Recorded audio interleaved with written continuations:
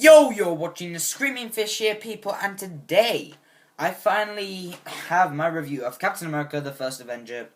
And yes, I am continuing with my series of MCU movie reviews leading up to the release of Captain America Civil War. So, without further ado, let's get into it. So, set way before Iron Man, and in 1941, the world is in World War II, basically.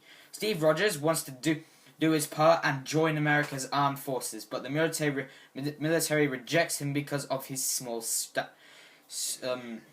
I can't read that word, stature, whatever it says.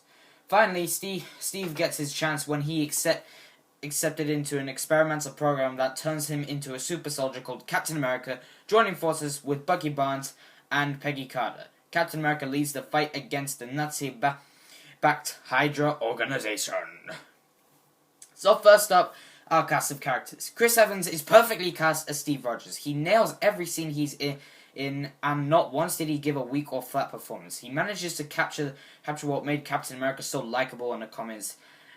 And with that said, it's impossible to imagine anyone else playing the character. We've also got Haley Atwell as Peggy Carter, who is still to this day my favorite female character in the MCU, next to Black Widow. The way the two fall in love is perfectly paced.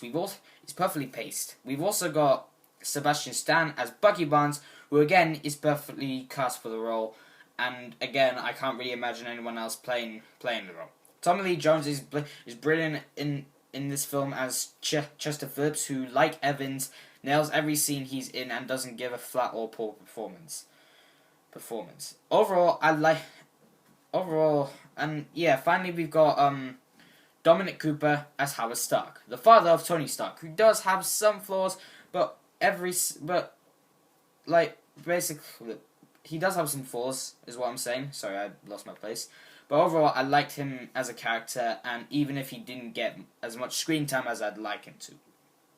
The action, like most of these films, is particularly amazing to watch. My favorite part being every single time Cap throws his shield at something, and when he's riding a motorcycle into a giant tank.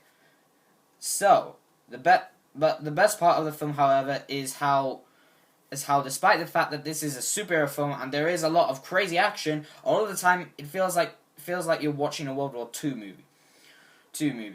Particularly in scenes where Cap loses his friends who are killed in action, and the ending where Cap wakes up in a modern day Earth is very well done and dramatic and sad ending to the film.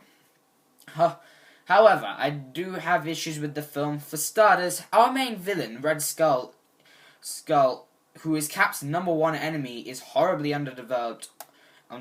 All he really does in the film is give speeches, build death weapons, and remind people he's evil. That's about it. And I don't think enough time is spent getting to know Cap's squad. I mean, I didn't even know their names aside from Cap and Bucky themselves. While the action most of the time is great, some of it is a bit sloppy and unoriginal in some cases, and the last 10 minutes of the film isn't very well paced, if you ask me. And the final showdown between Cap and Red Skull was a pretty boring fight scene. And Nazis with lasers? Seriously? But overall, though, I did like this film. Sure, I didn't love it, but it was worth the watch. And sure, it has its issues, but it really isn't all that great, but it's still a good movie. I give this film 7 out of 10. So guys, thank you for watching this video. Do hope you liked it, and and I promise you, this will carry on.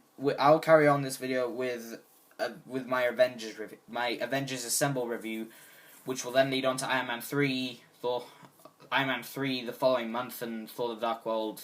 Who knows?